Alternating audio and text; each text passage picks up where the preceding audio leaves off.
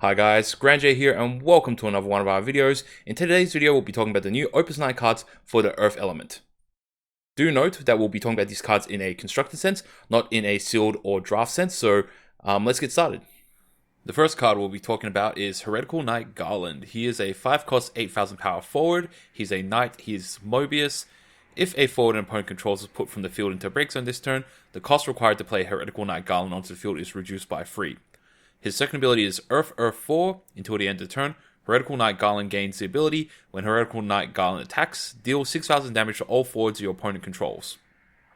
So, at the very least, this card is effectively a 2 CP AK, which is pretty good. He's also a knight, which does mean he does synergize with older knight buffs. He can be searched with cards like Duke Goltana, and he does get a buff from Ophelia, and he happens to be an Earth, which is one of the knight elements as well. So that's all pretty good synergy. At the very least, he's just like a 2 CP AK that you can play that has knight synergy, so that's already pretty good. As for his second ability, it's actually a pretty conditional ability, right? So first of all, you're paying 6, and 2 of them have to be Earth, so you can't really just splash him into a non-Earth deck, but the fact that you have to pay before you declare an attack means that your opponent can interrupt this, so you can pay 6, and then your opponent can then use some sort of ability to dull him or remove him, and then he never gets to attack. So it's actually a very conditional ability, and when you consider it's only dealing 6,000 damage, even though it's dealing 6,000 damage to all your opponent's stuff, it's not super cheaply costed, but it's not bad either. So it's not terrible, but the big restriction to it is that it is very conditional in that your opponent has to not destroy this Heretical Knight Garland before it attacks, or prevent it from attacking. If your opponent does, then your opponent just gains a huge amount of value on you. Paying 6 does require you to effectively ditch 1 card from your hand at least, and pretty much taps you out. So basically you go like tap 4 backups and then pitch a card in order to get this ability. So you're paying a lot for it. Do note that this ability does stack, so you can use this ability twice during the same turn, and then his ability to deal 6,000 damage triggers twice, so he can deal 12,000 damage to all your opponent's guys if you do happen to pay 12 CP for this. So in a limited sense, it's pretty good in that it gives you ways to clear your opponent's stuff.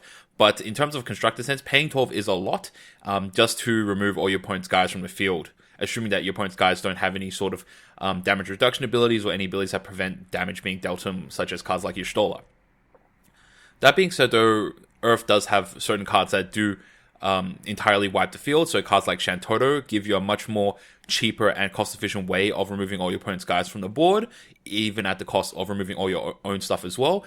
And Shantoto is searchable with cards like Star Sybil, and it can be broken using a whole bunch of cards, including the new Earth Vincent as well. So in that regard, I don't think that this card is going to be used particularly much in regards to its ability to wipe your opponent's board, because it is very, very conditional. It is expensive, and there are better alternatives within Earth. Although, if you do plan to use the ability, there are certain cards that can synergize with it kind of well. Typically, the cards from Fire that do increase the damage that your cards deal can make it a very worthwhile amount of damage. So, for example, there's the 2-cost Sage, as well as other cards like Manasvin Warmech that have the ability to increase the damage of forward deals by 2,000. So, all of a sudden, you can use Sage, break it, applied effect to Heretical Knight Garland after as soon as its ability's on stack, and then for effectively 7 CP break a backup, you can deal 8k to all your opponent's guys, and you do keep this guy on the field. So in that regard, it's not terrible. It's like a worthwhile enough combo to play in sort of casuals, but I think the primary reason for playing this guy is simply because he's a cheap knight, and maybe occasionally you can get the bonus of dealing a little bit of extra damage as well. That being said, this card does kind of synergize with certain Earthwind cards, in the sense that now that Dataluma has been banned, Fina doesn't have that amazing combo in Earthwind, so now you can potentially just play Heretical Knight Garland, swing, deal 6k to all your opponent's guys, and then main phase 2 play a Fina to 5k to the rest of their guys. So that's a reason to play this card as well. This card's not amazing, but I think the second ability is okay enough to consider some sort of casual play. Next card is Vincent. It is a 3-cost 7k forward. It's FF7 Gunslinger. When Vincent enters the field, you may put 1 backup you control into a break zone. If you do so, choose 1 dull forward, deal it 8,000 damage. He's got an S ability, so S Earth 1 dull. Choose 1 backup of 3 or more, break it.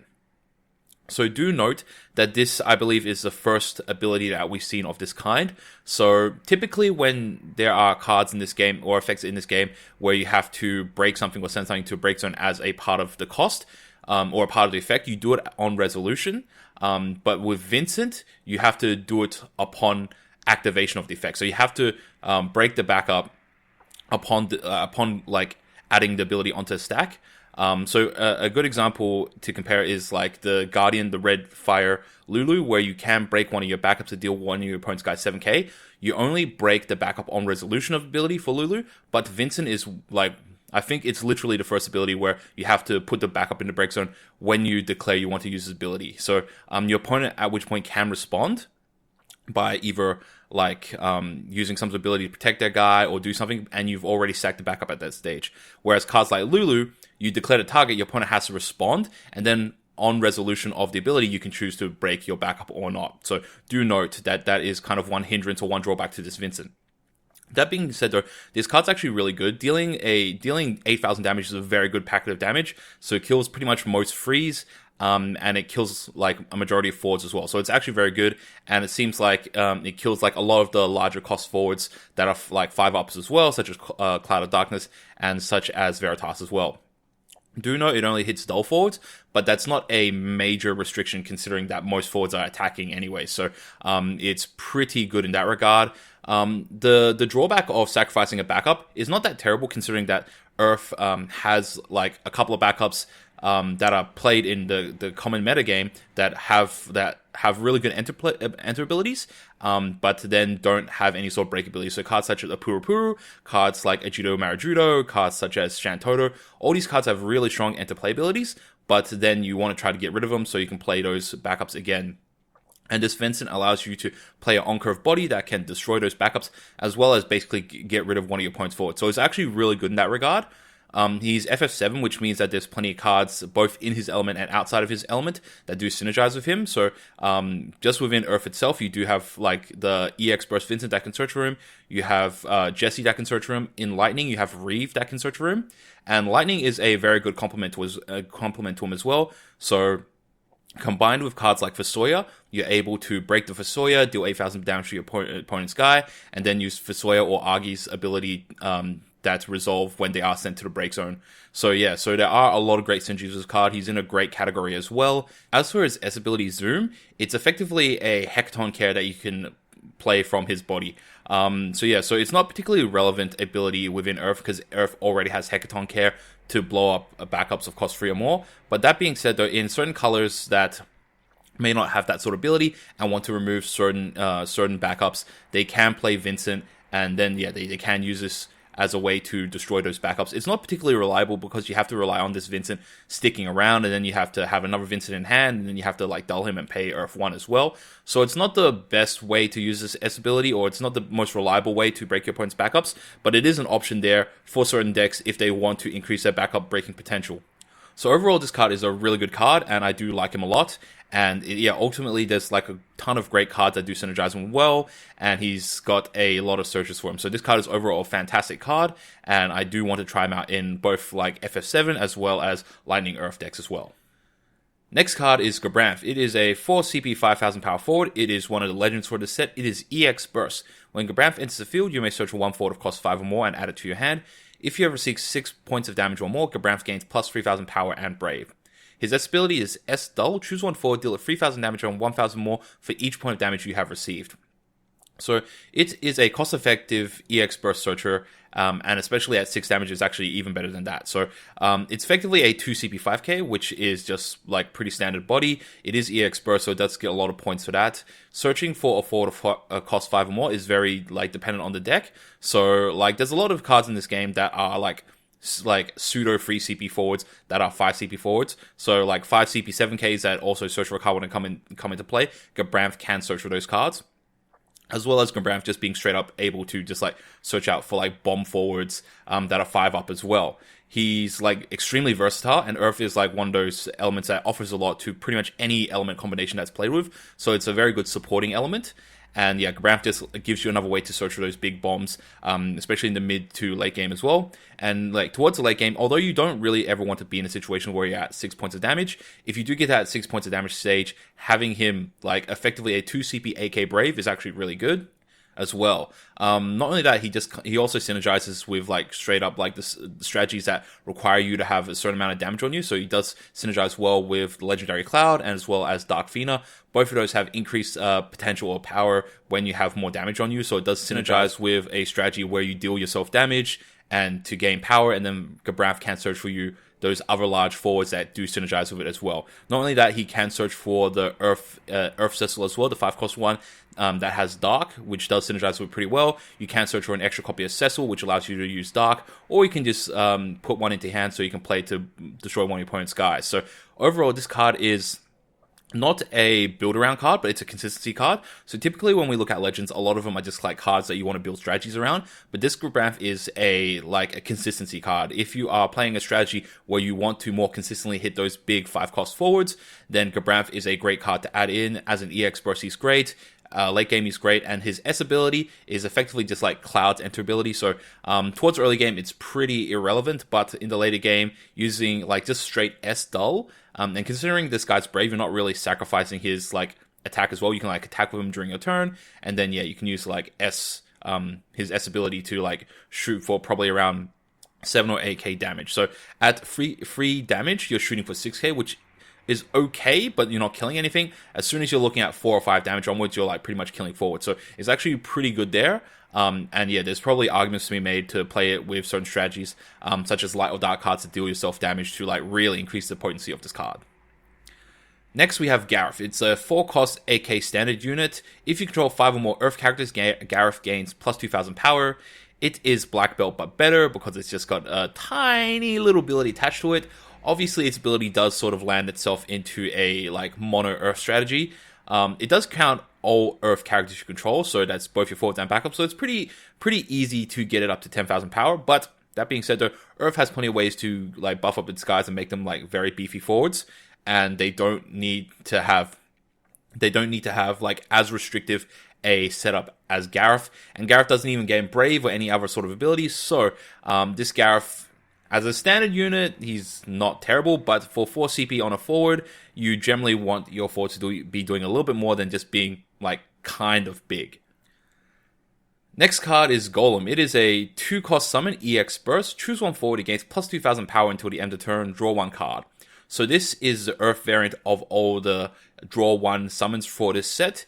It is more expensive and less powerful than the old Golem. So, like, Opus 1 Golem was just 1-cost EX Burst, gain plus 2,000 power or plus 4,000 power if your forward is blocking. It's arguably weaker than Belias. So Belias does only give 1,000 power, but the fact that it gives First Strike means that you can like straight up win fights where your powers are tied. So effectively, it's very similar in Belias in terms of its like ability, but like having First Strike is sometimes just a little bit more useful than having that extra plus 1,000 power, as well as Belias just straight giving haste as well. In terms of its like power and ability, it's also very similar to Carbuncle, which is a 2-cost summon, where you give one of you guys plus 2,000 power, and if your forward's power is 9,000 or less after the buff, then you put Carbuncle back to your hand. So both summons are 2 CP summons that can buff your guy by 2,000 power, and then effectively give you a card afterwards. The difference is that like Carbuncle requires like the nichiness of your guys being like base 7,000 power or less, whereas Golem will just like always draw your card. But Carbuncle does recur itself, so you can just continuously Carbuncle your guys. So there's like pros and cons to both.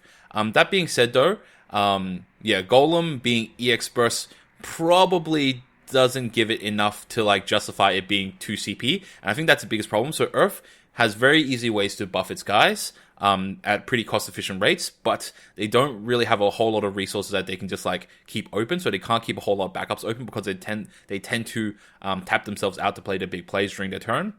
So generally, you're probably going to be discarding a card in order to play this Golem anyways, whereas it's probably a little bit easier just to keep 1 CP open and play a card like Golem, or play any of the other sort of defensive Earth cards as well. So overall, this card's like a little bit underwhelming. If it was like 1-cost EX Burst, I would like give it a whole lot more credit, but at 2-cost EX Burst, it's just a little bit too expensive for me to really sort of give it a big thumbs up. Next we have Core. He is a 2 CP 5000 power forward. He is category 15. His job is captain. If you control a card named Regis, Core gains plus 2000 power. When Core or a category 15 forward enters your field until the end of the turn, Core gains plus 1000 power and Brave. So at the very least, he's a pretty easy 2 CP 7k. So Regis is the free CP searcher for category 15. So and it happens to be in the same element as well. So it's a very easy way for you to like play Regis, search for a Core, and then you can play him. So he's pretty much a guaranteed 2 CP 7k. And your opponent doesn't really want to spend the resources blowing up your Regis to nerf this guy's power. So it's like going to be a pretty reliable 2 CP 7k. In addition to this, he's also like just gains the random ability to give plus 1k and Brave whenever you play a 15 forward.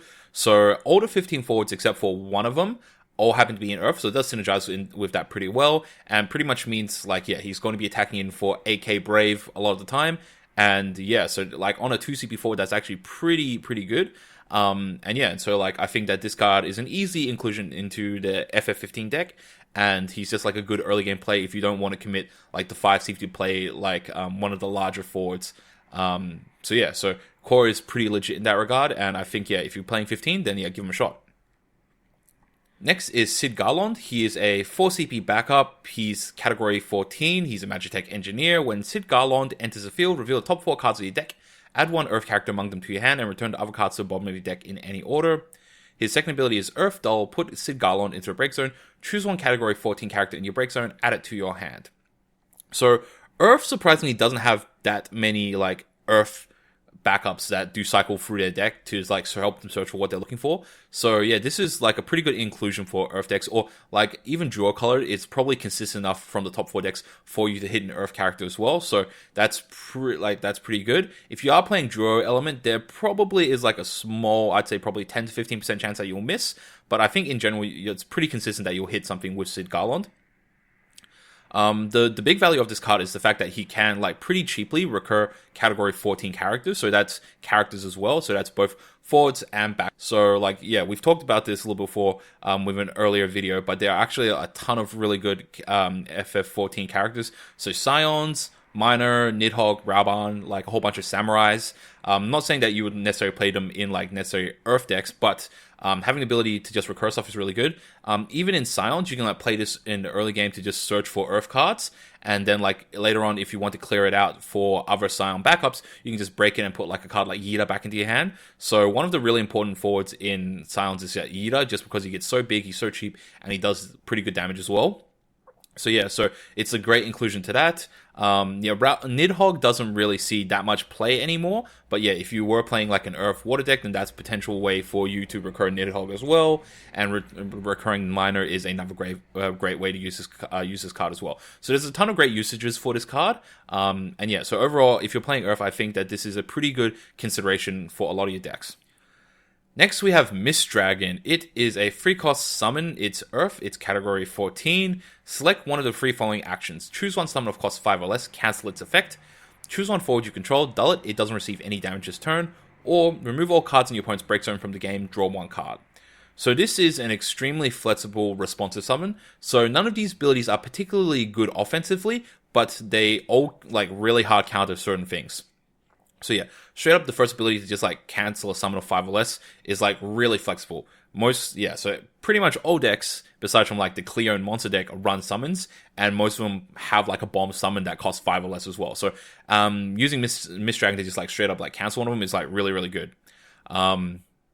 As for its second ability, it's probably its weakest ability, because Earth does happen to have other cards such as Titan that can protect your forwards a little bit better, but I guess it can be used just to like protect your guy. So the second ability is pretty good. As for its third ability, this is really where it can just hard counter certain strategies. Being able to remove all your opponent's cards in the break zone is really strong, especially if you do it in response to any sort of ability that does target cards in the break zone. And on top of that, you also draw a card as well. So it's actually like pretty cheap, pretty like cost efficient for that. And all you really have to do is just keep one backup open. So yeah, you keep one backup open, pitch a card, play Mist Dragon. You remove your opponent's break zone from the game, and then you draw 1 card. So effectively, it costs you to summon and like 1 CP to like cancel out some form of card that was going to revive one of their cards. So you come out ahead of that, assuming that you have like 1 CP open. So overall, like, I'm in the camp that this card is really good. This isn't like an auto include for free anything that can play Earth, because yeah, it is a responsive card. You generally don't want 3 of them because yeah, you don't want to be holding too many of them in your deck. But like having just like 1 in your hand in like specific tight situations or just to counter your opponent when they're trying to get back in the game is actually really good. Yeah, so like in terms of like cards that just like really dicks on real hard, Diabolos is probably the most important one, just because like it's like it's Wind's best summon, as well as like other like more minor summons as well, like Small Famfrit or Valifor. Like countering those at very specific times is pretty handy. In terms of its removal ability, it like hard counters certain strategies a lot more than others. So against water, it's probably its like best counter is like, yeah, it counters Layla and Lena. Both of them are like small forwards, but do get a lot of value from the forwards they bring out. And like not only does it like cancel those abilities, but it can also like make it difficult for them to try to resolve it again in future. So if you do like happen to remove like 2 of your opponent's Vikings from your opponent's break zone, then it's really difficult for them to try to resolve Layla into next time they want to play it, because they have to get to their 3rd Viking, get into a break zone, and then play Layla again. Same can be said with Lena as well.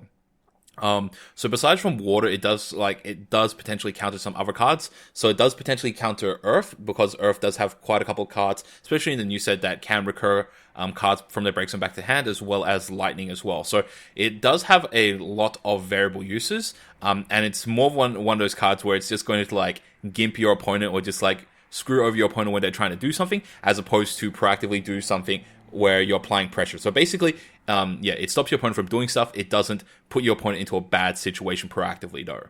So overall, I like this card, and really time will tell. And like ultimately, the relevance of this card is really going to be dependent on the metagame. So if there are a lot of decks in the metagame that will just like straight up get hard countered by this, then you'll probably see this card see a lot more play.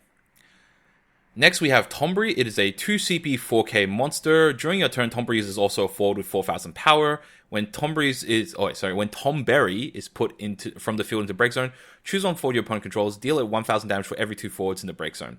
Do note that this card's name is Tombury, not Tomberries. So a card like Tom Betty can't search it. So Tom Betty can only search for a card named Mira or a card named Tomburies. It can't search for a card named Tomberry. So this is not searchable. I had to double check that as well. So there are plenty of ways to play this card for free. Cards such as Gao, cards like Urianger, or card like the Sid Woffbot. Yeah, these are all ways that you can put into play for free. That being said, though, this card's ability is just a little bit weak. So you only deal 1,000 damage for every 2 forwards in your break zone. So, like, yeah, effectively to deal like 8,000 damage, you need 16 forwards in your break zone. And that's a lot of cards to have in your break zone in order to sort of like get an ability that can just lethal a forward by itself. Yes, you can just like run this forward into your opponent's guys and then like, yeah, use its ability to deal an extra 3,000 or 4,000 damage to like finish the forward off. That being said, though, it's just like it's kind of gimmicky in that regard, and so yeah, so I don't think it's particularly good monster, even though you can like potentially hit for a large amount of damage. You're hardly ever going to hit for a large amount of damage, especially in the early game. You're just not going to hit for that much anyway. So yeah, I'm not a fan of this card. Next, we have Begamnan. Now, this is really a casual-orientated, like, locals-type card, but I think it's pretty good in that regard. So, it's a 5-cost 7k forward, so it's a little bit below the curve. Its job is Headhunter. Its ability is Job Headhunter forwards you control other than Begamnan, get plus 1,000 power. When Begamnan enters the field, you may search for one card named Gijuk, Bwagi, or Rinok, and play it onto the field. So, basically, you get one of 3 2 CP 5Ks and put them on the field. They do get plus 1,000 power up Begamnans on the field, so yeah, they become effectively 2 CP 6Ks. So Begamnan for 5 CP gives you a 7K body, as well as just searches for your deck and plays a 2 CP like 6K onto the board as well. So it's actually pretty cost effective in that regard. And like all the other headhunters all have synergies with each other. So one of the fire ones is 2 CP 5K. When it attacks, it gives all your headhunters, including itself, plus 2,000 power. So that's probably the one that you'll be searching out the most. It's there's a second one that's an Earth one that's 2 CP 5K. You can pay Earth to double the damage that a headhunter would deal this turn. And then another one, which is probably the least relevant one. I think it's Gijuk. It's a 2 CP 5K. When it enters play, if you have like all 3 other headhunters on the field, then you deal your opponent deal 5,000 damage to all your opponent's guys. So that's probably the least relevant one.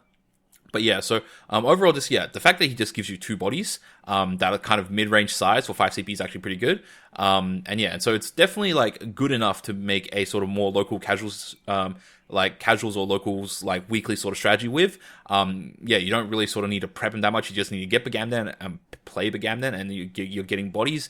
And they're kind of annoying to sort of deal with, especially if you've got a Bwagi on the field. You're making Bagamdan a 9k, and then he pumps himself up from like 6k to 8k, so you're getting like valuable bodies if your opponent is like not removing those forwards as well. Not only that, he's easily searchable, so cards like Kolka can search for him from your deck.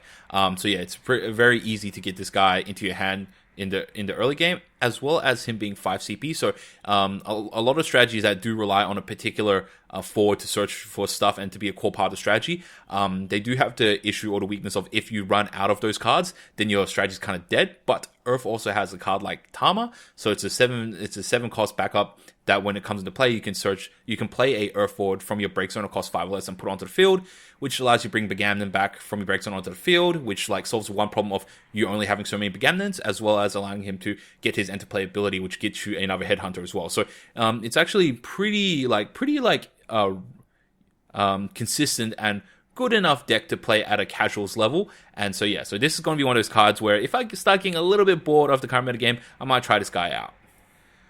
Next we have Banga. It is a 2 CP Earth backup. It's a part of the like flexible 2 CP 1 CP backups. So when Banga enters the field, you may pay Earth. When you do so, choose 1 Earth character in your break zone, add it to your hand. So effectively, this allows you to return a Earth character from your bin back to your hand for effectively a 1 CP backup.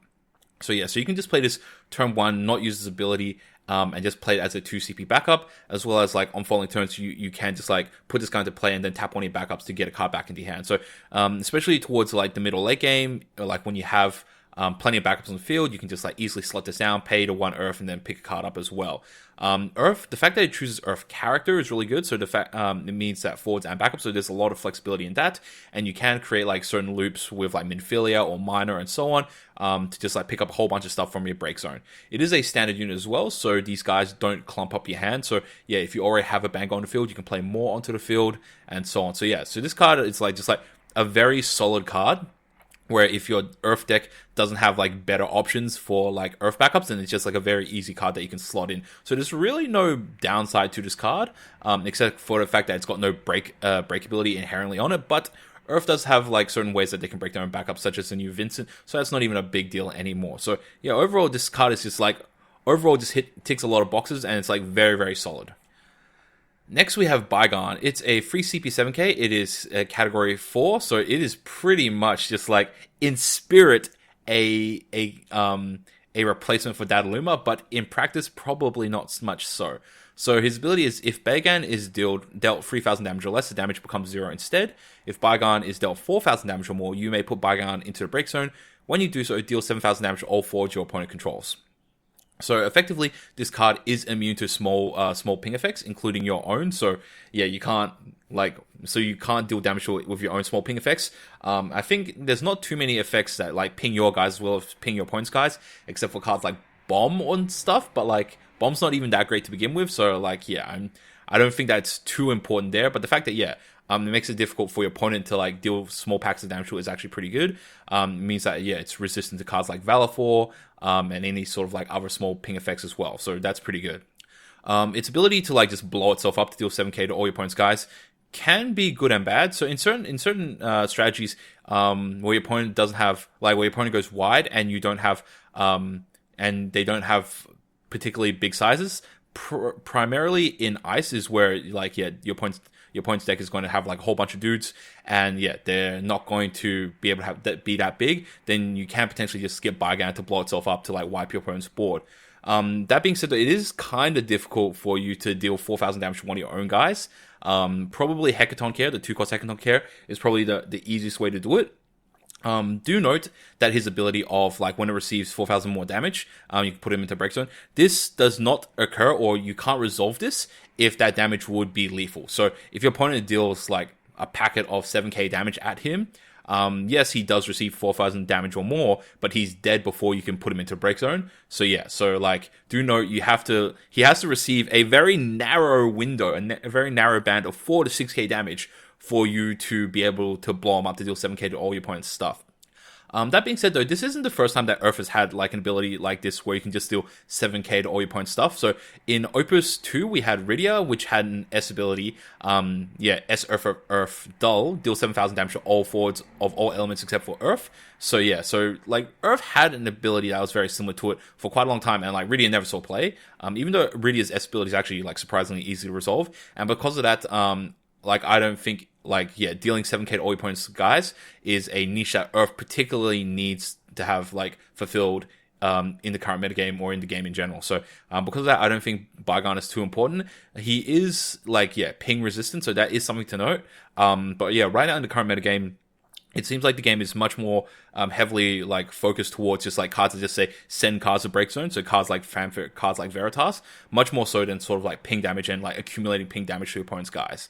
Also, do note that this card does synergize with like prevention abilities that Water has. So cards such as Adamantoise that like reduce damage. So Adamantoise can reduce the damage of 4 received by 3,000 damage.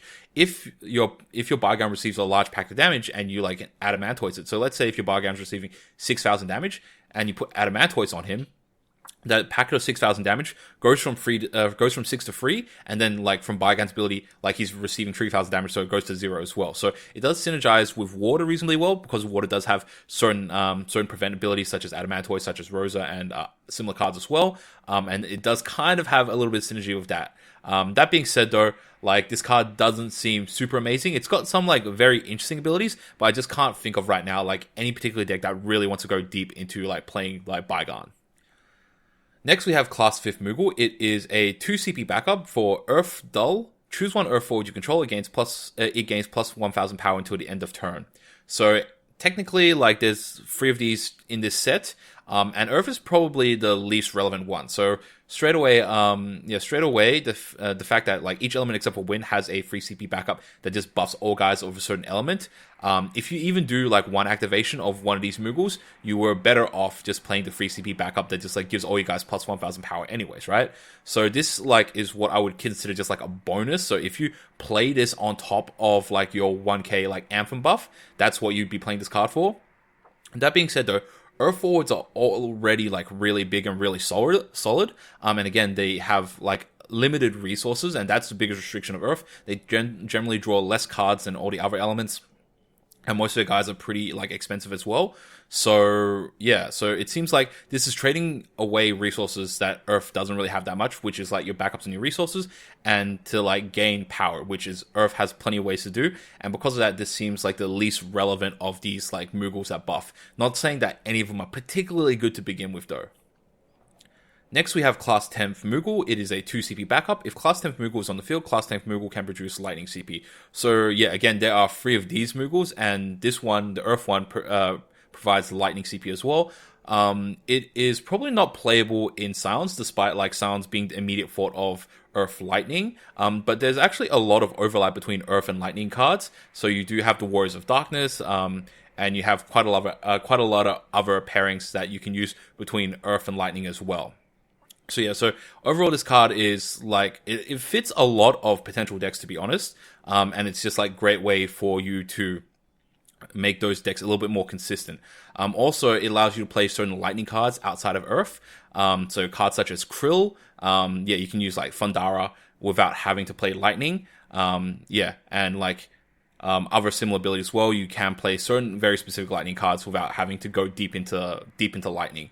That being said, though, Earth already has quite a number of ways in which it can get access to other elements from its like mono Earth base. So cards like Shantotto, or cards like Moogle FFCC, or cards like Leo, these all have abilities that allow you to create other elements from your just like standard Earth backups. So yeah, so even though this card has like probably one of the best, if not the best pairing of elements out of these class Moogles, it also happens to be an element that probably needs this ability the least, because Earth already has a lot of ways to fix element fix from their backups without this card. So overall, even though it's best, it's probably the least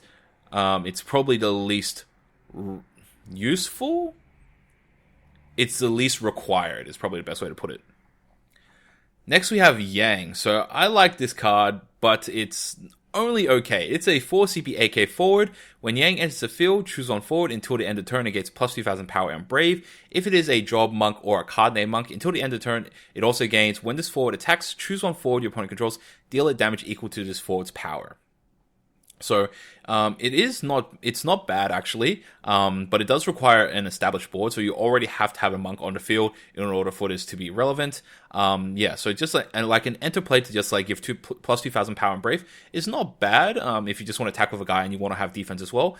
And generally, if you want to have brave when you're swinging as well, it generally means your opponent's got a guy. So like, yeah, it kind of like doubles up as a like just removal ability on top of like a very solid card as well.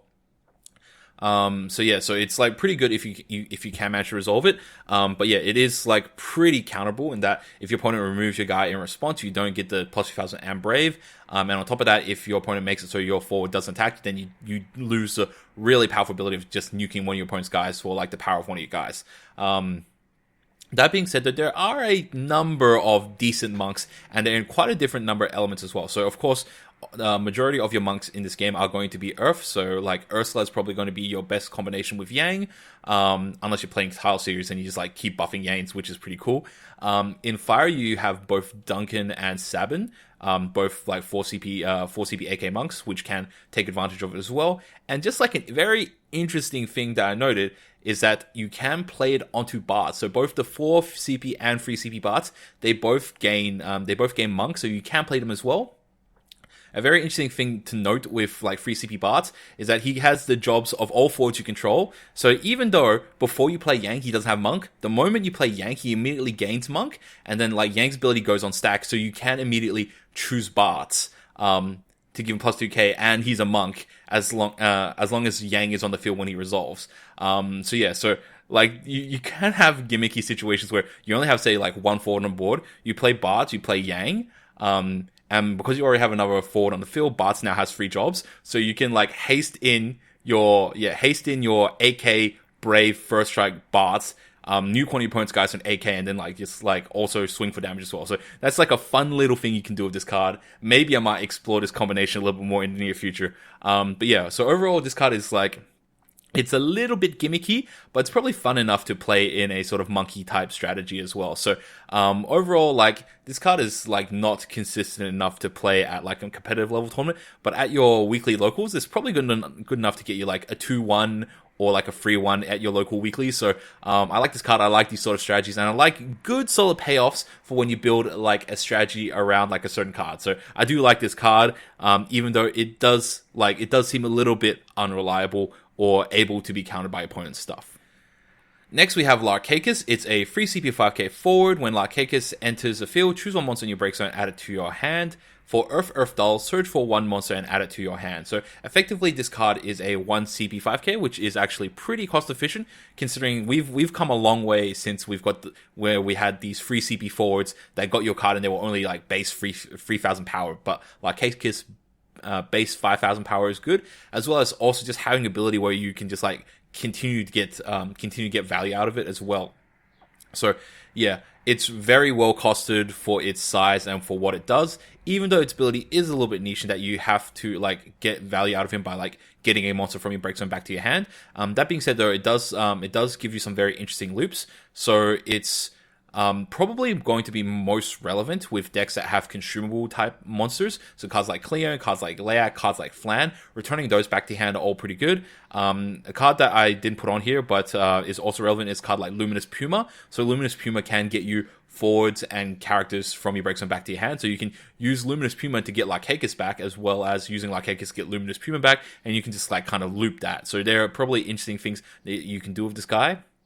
Also, if your opponent doesn't remove him, you can just continue to like pay Earth Dull him to search for a monster. So if you are playing a monster heavy type strategy, like a more control type strategy, then like Larcacus is probably a good card to add into that. And Earth does have certain cards that do synergize within monsters as well. So Like, Monsters is not one of those strategies that I particularly like delving into, but like, yeah, I could definitely see this card being a very good engine card for these sort of strategies, especially if you play like the other FFCC cards, such as Galdez as well. Not to mention he's also FFCC, so there is like a good amount of synergy within that. So there are two of the Earth backups within Earth itself that can search for it. So you do have Kolka, and you do have the other guy, I forget, the free CP searcher that can search for any FFCC as well. And yeah, do note he is FFCC, so if you do want to go down Earth Wind, then you can play cards like Chalinka as well. So overall, this card just has so many different like ways that you can sort of take advantage of it, that I think that, yeah, this card is definitely a card that can see play in a lot of more niche decks. Next, we have the second legendary of the set. It is Rydia. It's a 5-cost 4k forward, so it is probably one of the smallest forwards that we have of this cost in the game. Its ability is, when Rydia enters the field, look at the top 5 cards of your deck, reveal one summon other than light and dark among them, and cast it without paying the cost, then shuffle the other cards and return them to the bottom of your deck. Its second ability is Pay X Dull. Look at the top X cards of your deck, reveal one summon of cost X or less among them, and cast it without paying the cost, then shuffle the other cards and return them to the bottom of your deck.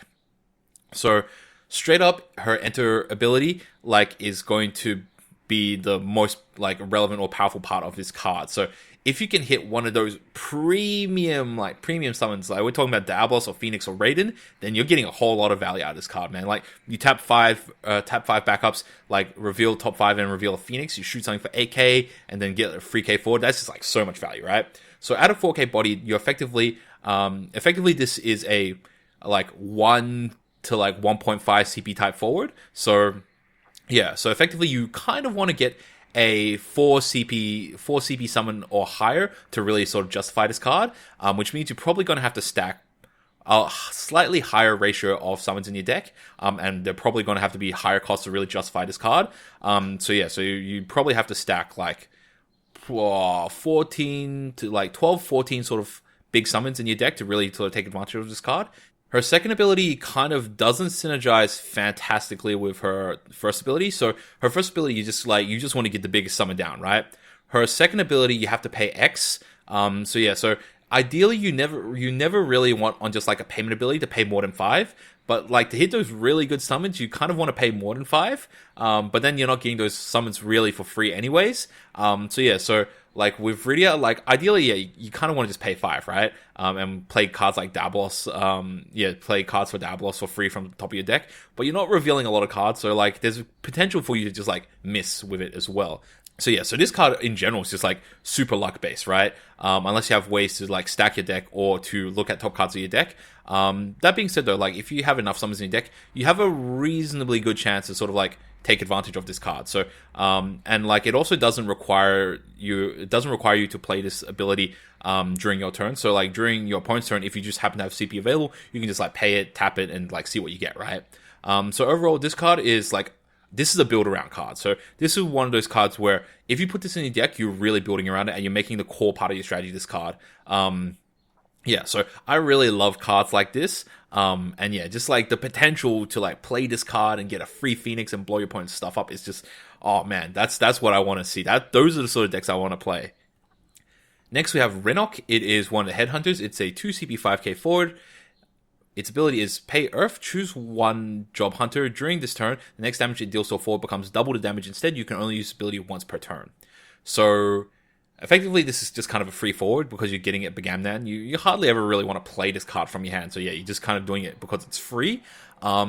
It's like its main like use will be the fact that if you do happen to play Gidrick, and if your opponent does happen to let you resolve it, then bang, you can pay 1 Earth, double Gidrick's like nuke damage. So Gidrick is nuking 10k to all your opponent's guys. That being said, though, without Gidrick, it's also pretty good because yeah, it easily allows your forwards to just like trade up into larger forwards. So yeah, so just for 1 Earth, you can get this Renok to hit up into a 10k and just like trade combat with it, right? So yeah, it's kind of like a suicide headhunter. Not to mention, yeah, you can like just use it to allow your Begamnan to trade up to free Begamnan up, so you can play another Begamnan from your like deck or hand or so on. So yeah, overall, like it's not a fantastic card, but the fact that you're getting it for free and it kind of has a useful ability in like a couple of different ways, I really don't have to justify this card. If you're playing Begamnan, you're playing like you're playing probably free of this, free of Bwagi and like 2 Gijux or something, right? So yeah, you don't really have to justify this card. If you're playing Bogam, then you're playing this. Next, we have Lilty. It's a free CP 7k forward. When Lilty blocks, choose one forward in your break zone, add it to your hand. It's a standard unit as well as FFCC. So it synergizes with the Earth tools pretty well because Earth happens to have a lot of ways to buff its forwards, and it's able to do them particularly well on defense as well. So Lilty doesn't really gain any value if it's attacking, so you probably want to give it some way of getting Brave. So yeah, cards like Momodi to give it Brave allows it to like be ready to block on defense as well. And so yeah, like if he's blocking something larger than him, you're not getting that much value. It's like, yes, you're getting 1 card back. That's kind of like that kind of justifies the his size and his stats. So like if you get a card back, it's like a 1 CP 7k, which is fine, right? It's actually pretty good when you think about it. But if you can buff him in combat, then you just get maximum value out of this card, right? So if you're blocking one of your opponent's larger forwards, let's say an 8k or a 9k, and then you buff it up with Carbuncle or Golem or something like that, yeah, he's now able to win combat.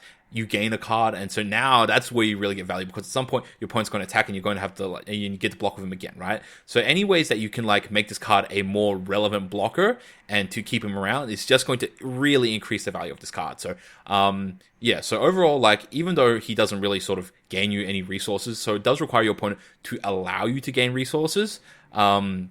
Yeah, it's pretty solid in that regard. It's also FFCC, which gives it double Earth searchers within its own element. It can also play Wind as well.